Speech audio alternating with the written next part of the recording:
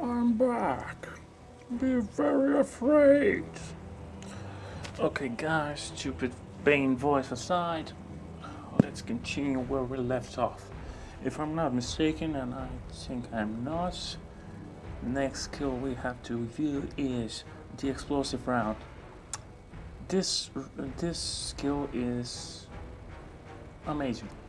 Like, it's not original per se, as there are quite a few like it, but it does something really good. It is actually the counterpart of incendiary round that actually make up your single target skills that you're gonna use for the fire raid. Not much to say, but it's good skill to have. I might say you can go fire slinger with this. You can use it. You can use some other skills as a combat slinger that focuses on disable, as there are some kind of enchants that work with this skill. Let's view at some of the gear that this skill encompasses. Mainly we'll be looking at the guns. Example, no, okay, I'm mistaken, it's the chest. Yes, it's the chest. If I'm not mistaken, it's the chest. We already looked at this one because I already have a hero armor. Okay, we see this one. HP, not important. Extra damage, not important. This is a PvE only, as for explosive round. On the other hand, we have some other, like extra fire damage on explosive. This is incendiary. You can have only one, and this is good for PvP, but the chest does not have any good reductions. So if you want to use this as a PvP, you have to use 2 resistances and a reduced skill, or 3 resistances and just the preference. So I do not recommend using an archdemon on any class, maybe mage, because they're strange like this. They have their incandescent frenzy immunity on an archdemon chest. That's bad. Okay, and now we have the odd of the bunch. You have ensnare on explosive round, or this one I do not remember before, but somehow this is a thing. Like, for 5 seconds with normal attacks, you have 18% chance to ensnare enemy. So yeah, something to think about. Or you can go with the 45%. Each way you pick it, you have to play fire slinger.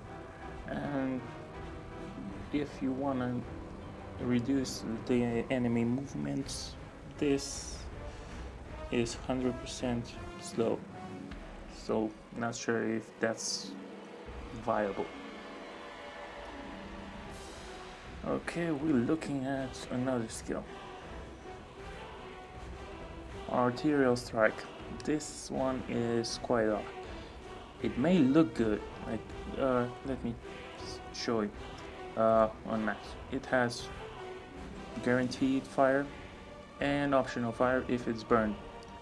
You have to have something to burn it with, and you have an okay skill to stack 2 times all the musket shots and the incendiary round stack 2 times on one target. So yes, though arterial strike on the other hand does something that's a bit weak in my opinion. It has good attack, good blood, but this one is a problem because you cannot inflict bleed unless you use two ways. One is this one, Pistoler's Focus, or using Bloodspire. I'm gonna skip a bit ahead because this one does not link up to anything else. This skill I have not touched much because I only used it in raid, and even then it's a weak skill. You do not want to use this on anything. It's a weak skill. You do not want to use it to as it actually you do have 1 use. The cooldown is terrible, 16 seconds. The other musket shots are single target, yes, but they're on 6 seconds cooldown, and that gets reduced by reduced cooldown. So it's actually a terrible skill for PvP. You do not want this unless the enemy lets you somehow stack this on him. You are better off picking either of the other skills. Animation, I do not remember. We will check this one. Like, there's some kind of animation that's not good. Scatter shot. Okay, this one is probably the coolest and the worst of all the skills we have. One skill goes a bit beyond. It does some damage, not good. That is Second Awaken. It does not scale almost at all. This, you can look at it and say, well, it does good damage and it spreads out, so you can hit something that they're weak to.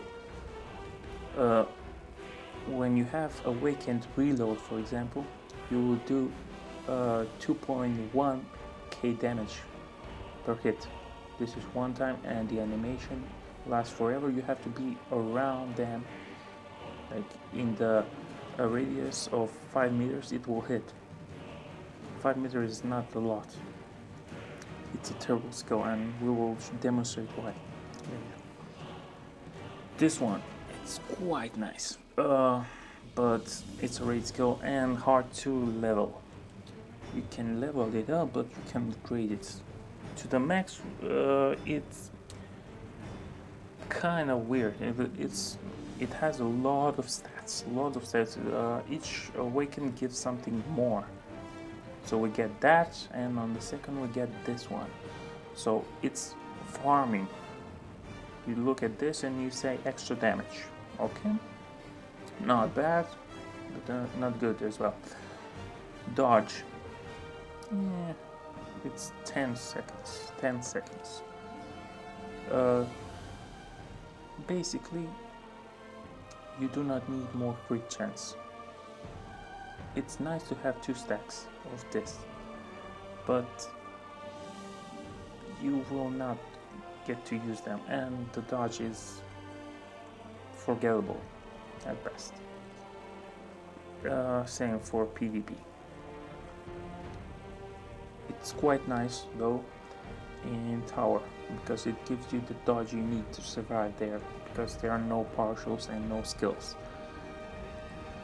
Okay, this one has a lot of potential, and it's quite a nice buff, though it lasts too little to be said it's okay.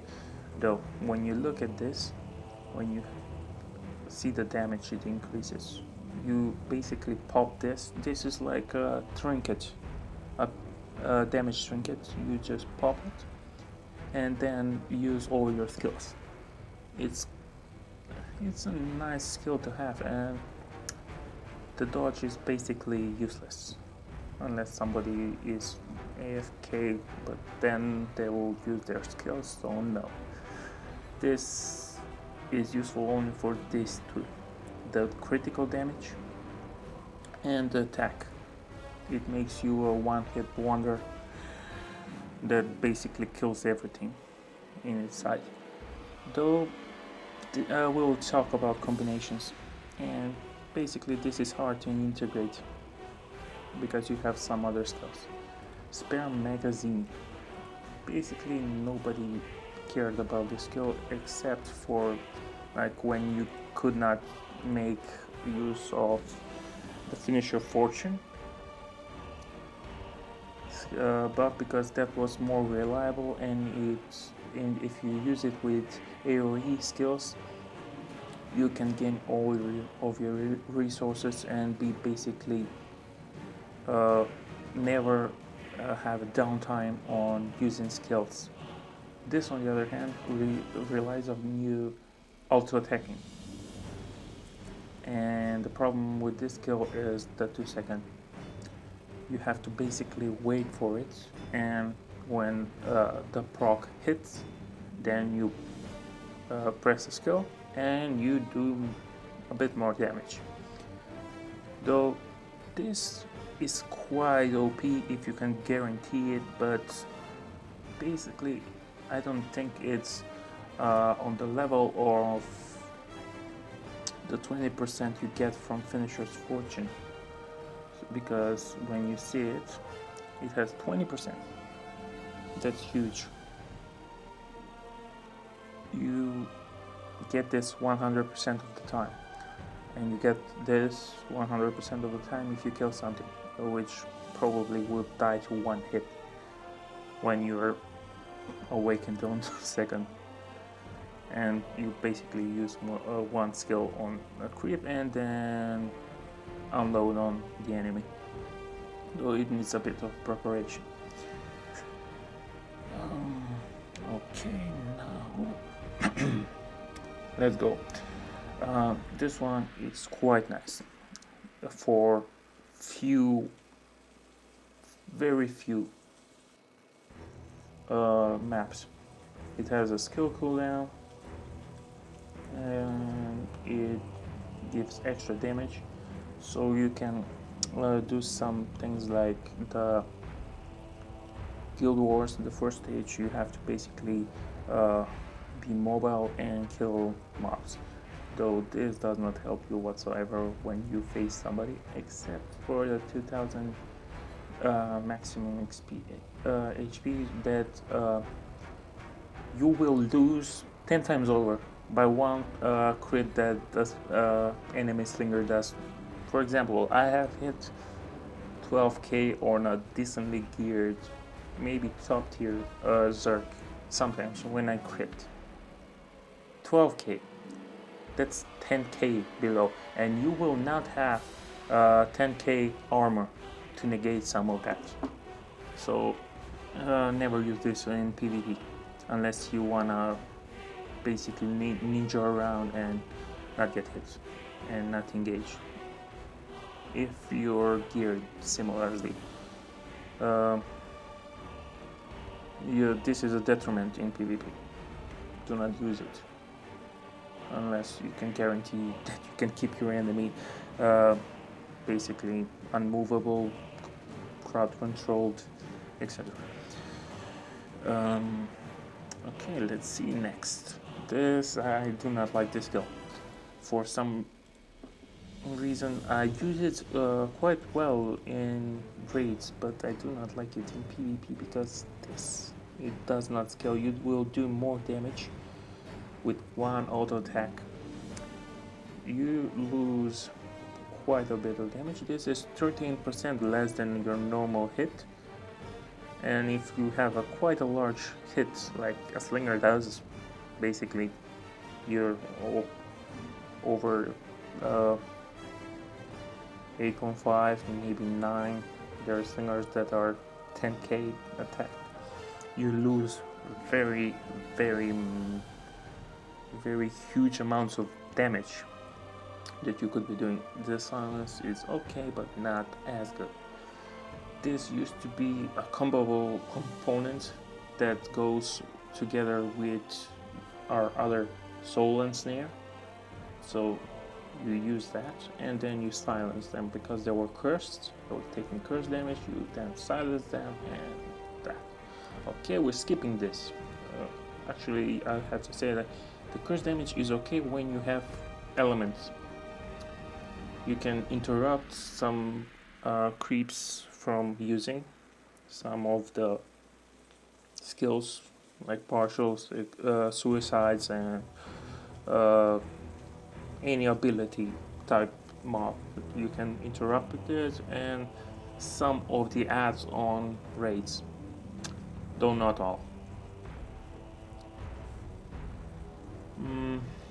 Then we come to this skill. This skill is amazing. It's my second most favorite passive skill in the game, because I enjoy doing PvE, and quite a lot of it. I have done quite a bit of work with a friend of mine. We did every raid on stage 3 with only 2 people, so a tank and a slinger lane. So this skill is good for a couple of reasons. First, we notice this on grade 1 and max level. It has 617 damage reduction of the enemy you attack. So you basically reduce their attack, and you can tab and move to another. And if you can tab between enemies while focusing one of them with skills, you can basically reduce double, triple, or quadruple of the damage that your tank takes. So it's perfect for raids like the brothers, the Bill and Tim Grade. Also, this thing is quite good for increasing your attack speed, which is quite considerable, and you have some elements of your attacks that need you to attack to be doing more damage, heal, or proc something. And also you can basically do more damage where you tab around. It's quite amazing, and I think this is more important than withdraw on demon raids and raids in general. Also, we see the scaling. It does not scale that good until you hit grade 5, where you get a big jump. That's huge. And the next one is a bit under. Then we get this. I think this is quite good in PvP. And you basically you make them do less damage while you do more damage, and you basically you have something like reload. You do this quite fast. So good skill.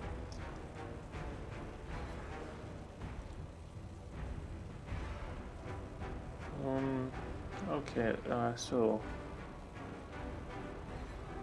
this skill. This is quite particular skill that I do not care about. I used to think it was good because people told me it was, but I do not think so. This is terrible. This is quite a low damage. You will do more damage if you just attack someone or use any other skill except for the restrain. And the restrain will do more damage because it does more. You basically do not find a target that has bolt, poison, bleeding, burnt, and cursed at the same time. You maybe get 2, and that's a bit of like 1.4 damage, 1.4k damage. And then you add the 107% that is in PvP, and it used to have a really bad animation. It was really slow. Though I found one use for it when the Guild Wars was bugged. I used the solution because it has a line, so I could basically one hit 3 people in the same line. I do not find it as an abuse because it was the game's fault. I used line AoE, the ultimate, and we will get there. Once I pass, I will talk in details. Okay, I hate this skill. This skill has the worst animation and it does not do any damage. This is not a damage. On movement speed decreased enemy, who will you use this on? And why would this matter? You will do more damage with any other skill. And you have Rend that will do triple this without checking for anything. And it will stun for 2 seconds. It has AoE, but by the time the AoE hits, your target will move out of the range and continue on. Maybe they killed you by the time you cast this. And it has 16-second cooldown, consumes a bunch of focus, and it's basically worthless. Even in raids I do not like this because it interrupts the tank's curse strike that pulls enemies together. You want to have enemies together to AoE them, and also this does not do damage. You might say 112 that does this to lots of enemies, but there are way better skills. Okay, a pet, it's a good pet, but never use it on raid, because on normal attack provoke enemies to attack you. This messes up your Zerg's provoke ability on their passive, and basically they will head you. And I will head you if you're in my raid. Okay, but I prefer the Bronte in any case because it has the same amount of life, the same attack, same armor, basically, but I don't know, it's just single target and it has this, and it's not that good. Let's compare it to this one. Yeah, basically the same, but we do 1k blood damage, and we have this skill that does cone shape, like fan shaped area, 3 meters. It provokes them. So the provoke is tied to this skill, and if this skill gets interrupted, they will not get any of their taunt. So take care when you use it near the Mora, and ask your tank for permission before you use a Bronte or Sand Swimmer, depending. Okay, where were we? Okay, I like this skill very much. This is one of my favorite PvE skills. It has some nice AoE and it's huge. I will show you. And what's particular about this, you notice blinds enemy for 3.5 seconds. If you use this, it does have a pushback. Pardon me. So it does huge damage. The only thing that I would say that it's not good is positioning. That you may mess up the stacks, so you will be in worse shape if you do not use it correctly. Basically, you want to keep towards unmovable things like walls, etc. In some of the raids I've uploaded, I've used this technique, and I like this a lot more than most of the AoEs. I think this is a probably must-have and must-learn to use. It's quite a nice skill. Very much like Much appreciated. Okay. Then we go to the shit skill. Pardon my language, but this is terrible. Let's go on max. Everything max. You notice this? No attack. PvP scaling? 0. And with 25%, so 1 in 4. 1 in 4 chance. Did you inflict an insignificant dots? If this was maybe 50%, it might be useful, but it has the same casting animation as ice, and it's basically terrible. Okay, next. This is probably the best ultimate ability for PvE. And I used it in the guild war, because it has 15 meters, 1.4 meters wide, 15 meters long, and you can one-shot people. It was quite funny, but I got in at the last 1 minute and got only 35 kills. The top kills. But we lost by 2k difference. Wish I got in sooner, but oh well. Okay, I will demonstrate this skill. It's not the damage that I'm interested in this skill when I look at it, but it's the knockback. It's the biggest knockback I know, and it's targeted. So you can knock back someone 8 meters. It does not say, but it will do some okay damage, and it scales okay. 220 is okay for an attack. Which reminds me, I forgot to show you the scaling of this skill.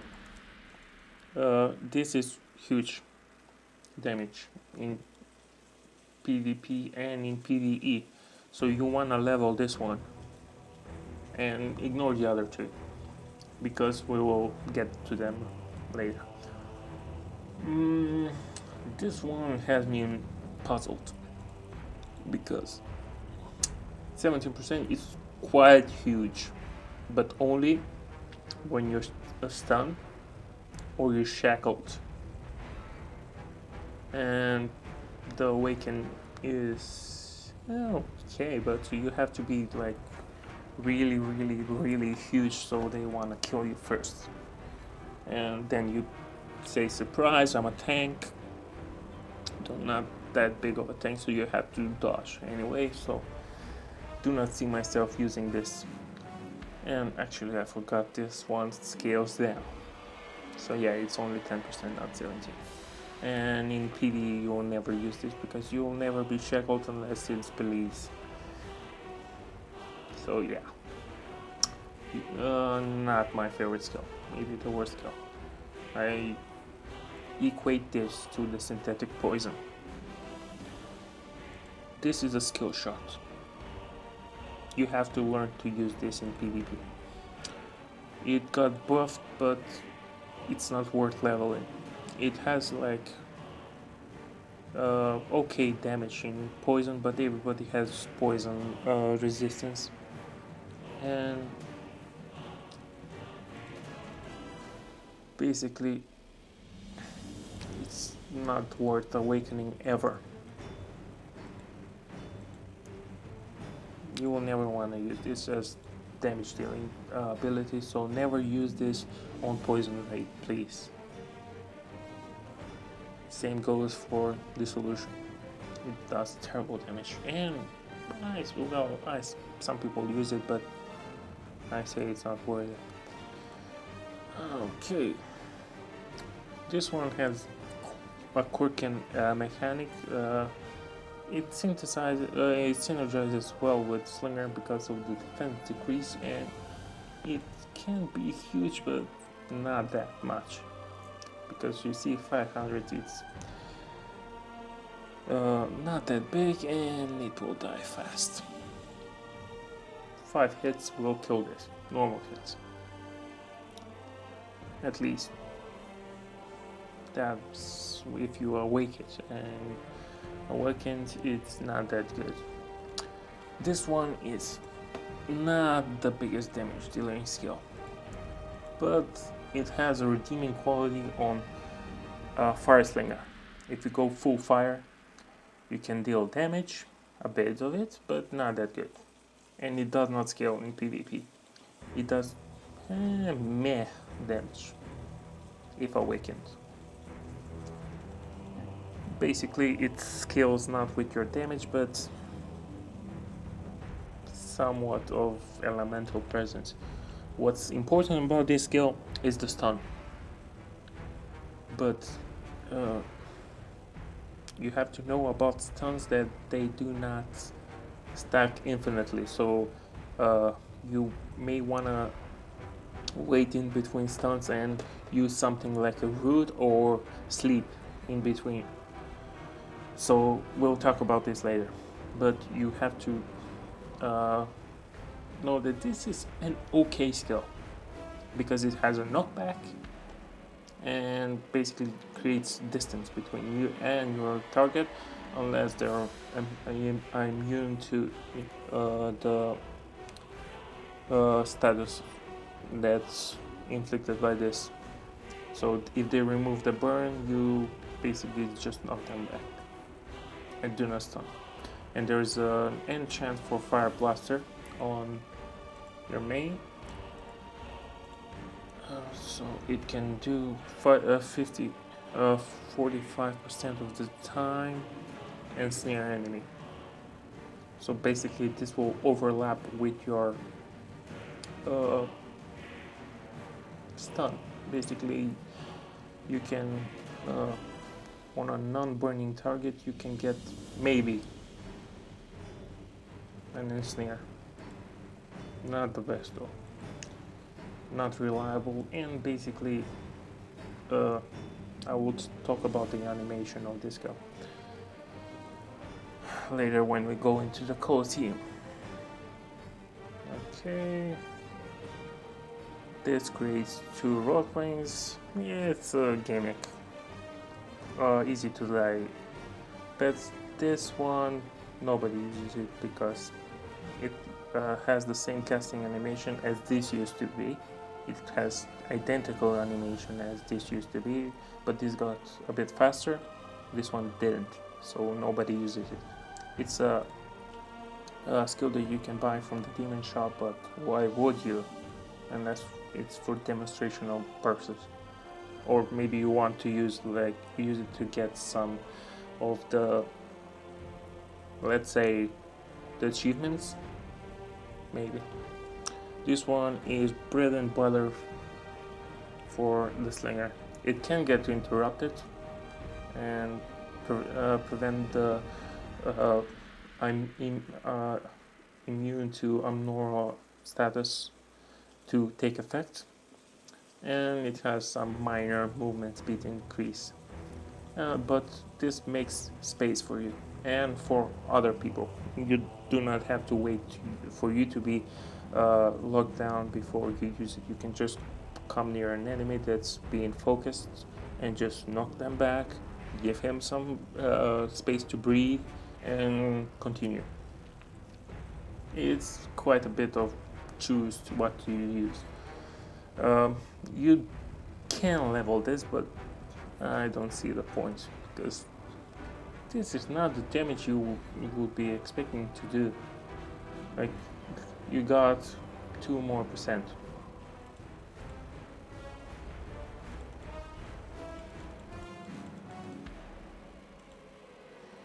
Not worth it. It has quite a bit of cooldown. It's probably the most cooldown intensive ultimate we have. Okay, zombie is the same as the hound. You can farm it faster, though it has the negative effect of being poison based, and everybody has poison resistance. so it gets countered, though it has the low cooldown. So you can every 60 seconds compared to the big guy over here, he has 3 times as much. So on some bosses like Pentauros, you can use it, but I did not have the time to farm it. And lastly, the choice of noob slingers. This skill has me enraged sometimes when I do PvP, because some slingers just use it and say, I want to reposition myself, when they basically either die before they can use this, or just disappear and just run away somewhere like a headless chicken. They just run around and let the opponents, 3 people, kill the remaining 2 people on the slinger's team. So basically, if you're a noob, do not use this. Also, you can get killed. I have killed many slingers that try to hide and basically one-shot them. Like because this game works kind of funny, because you can target somebody, queue up 2 abilities or 3 depending. If you press them, they will cast if he's on a castable distance. If he runs away, then they will get interrupted. Or if somebody stuns you, fears you, some way of disabling you or silences you, then you can get in quite a bit of trouble. Okay, what to say next? Let's move on. Okay, that's for later. Okay. Oh, thank you. Quite nice of you. Okay. This one has diminishing returns.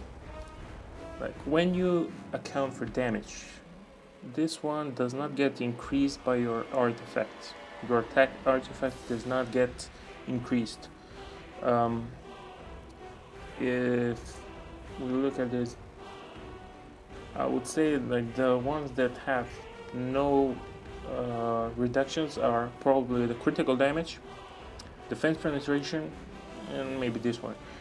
This one is okay, but you already have some way to increase your attack speed.